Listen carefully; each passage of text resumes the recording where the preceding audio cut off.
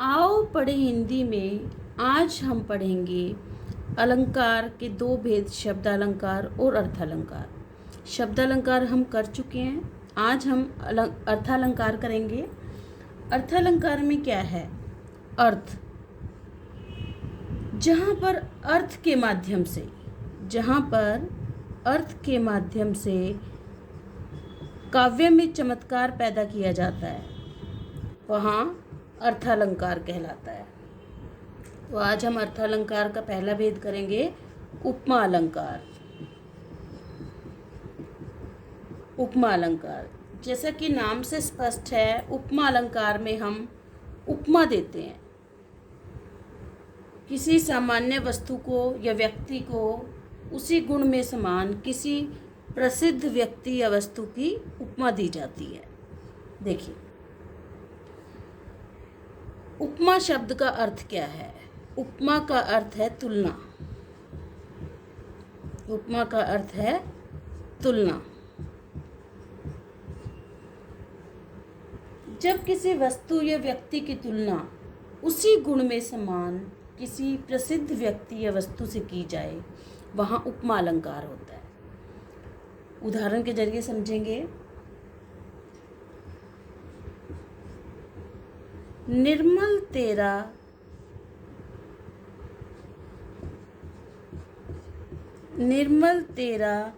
नीर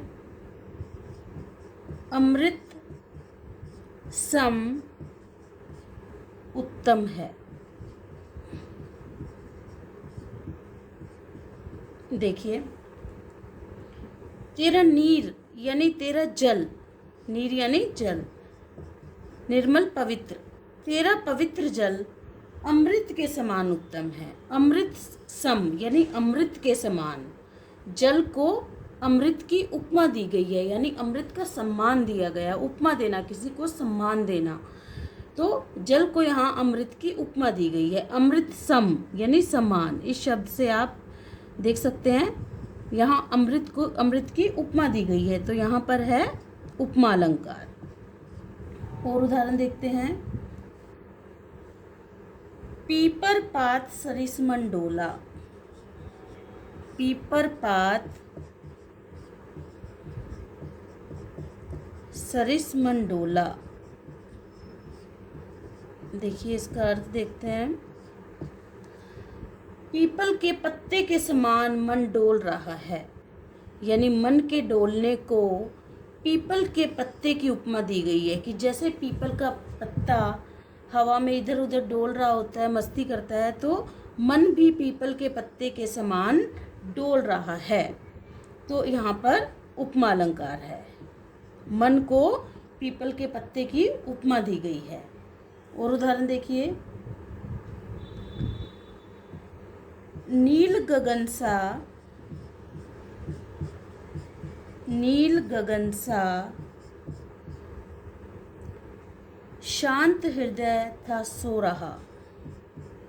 शांत हृदय था सो रहा। यहाँ देखिए, शांत हृदय को नीले गगन की शांति की उपमा दी गई है। शांत हृदय, देखिए, नील गगन सा यानी समान, नील गगन के समान शांत हृदय की शांति को नीले गगन की, नीले आसमान की शांति की उपमा दी गई है। यानी शांत हृदय की तुलना नीले गगन की शांति से की गई है, तो यहाँ उपमा अलंकार है। तो देखिए, एक ट्रिक भी बता देती हूँ आपको। जैसे निर्मल तेरा नीर अमृत सम, अमृत के समान। पीपल पात सरिस मंडोला, सरिस।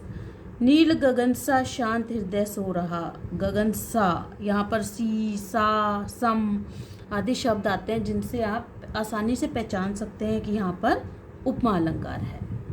अन्य उदाहरण देखते हैं।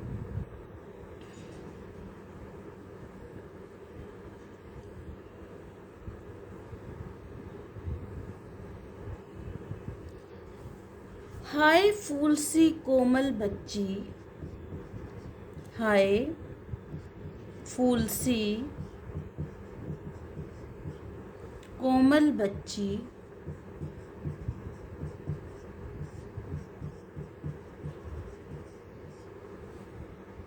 हुई राख की थी ढेरी। हुई राख की थी ढेरी। देखिए, हाय फूल सी कोमल बच्ची, यानी फूल के समान कोमल बच्ची, यानी बच्ची की कोमलता को फूलों की कोमलता की उपमा दी गई है। फूलों की उपमा दी गई है बच्ची को। हाय फूल सी कोमल बच्ची हुई राख की थी ढेरी, कि फूल के समान कोमल बच्ची अब राख की ढेरी हो गई थी, यानी उस बच्ची की मृत्यु हो गई थी। तो देखिए यहाँ पर फूल सी यानी फूल के समान, जैसा कि मैंने आपको ट्रिक बताई है। फूल सी यानी फूल के समान, बच्ची को फूलों की उपमा दी गई है कि बच्ची फूल के समान कोमल थी। तो यहाँ है उपमा अलंकार। और देखिए, प्रातः नभ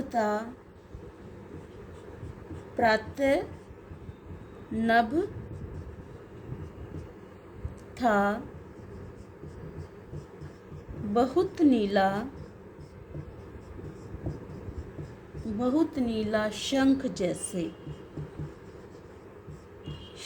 जैसे। अब देखिए, प्रातःकालीन आकाश, प्रातःकाल का जो नभ है, नभ यानी आकाश, प्रातःकालीन आकाश नीले शंख के समान लग रहा है। जो प्रातःकालीन आकाश है, आप देखिए कभी तो बहुत नीले शंख के समान लग रहा था। शंख जैसे, शंख के समान, नीले शंख के समान लग रहा था। तो प्रातःकालीन आकाश को नीले शंख की उपमा दी गई है। तो यहाँ उपमा अलंकार है, शंख जैसे।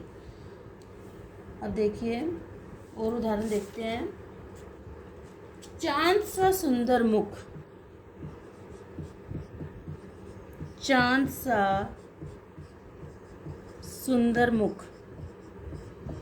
तो देखिए यहाँ सुंदर मुख को चांद की उपमा दी गई है। चांद के समान सुंदर मुख, चांद के समान सुंदर मुख। तो यहाँ उपमा अलंकार है। अन्य उदाहरण देखते हैं।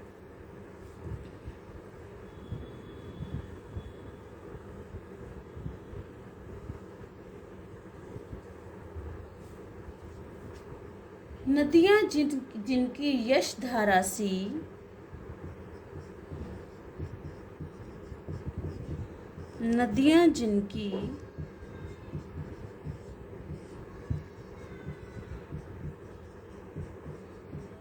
यश धारा सी बहती हैं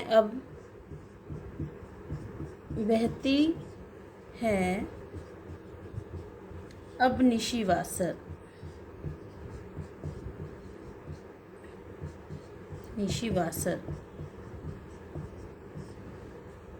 नदियों की बहती धारा को यश के समान बताया है कि यश फैला रही हैं, यश के समान है। रात दिन जो नदियां बहती हैं, उनको यश धारा के समान बताया है, उनको यश फैलाते हुए बताया है। तो नदियों की धारा को यश के समान, कि यश फैला रही हैं, तो यहाँ पर उपमा अलंकार है। अब देखिए, उतर रही है संध्या सुंदरी,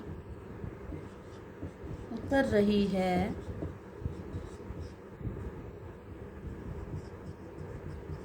संध्या सुंदरी परीसी।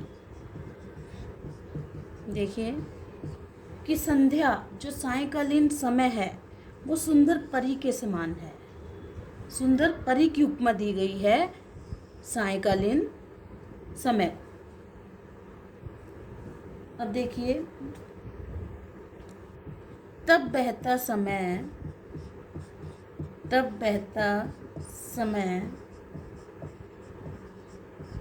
शिला सा जम जाएगा, शिला सा जम जाएगा। देखिए कि समय शिला के समान, पत्थर के समान जम जाएगा, यानी ठहर जाएगा। जैसे पत्थर एक जगह ठहरा होता है तो तब बहता समय पत्थर के समान ठहर जाएगा, जम जाएगा। तो बहते समय कैसे ठहर जाएगा? पत्थर के समान। तो यहाँ उपमा अलंकार है।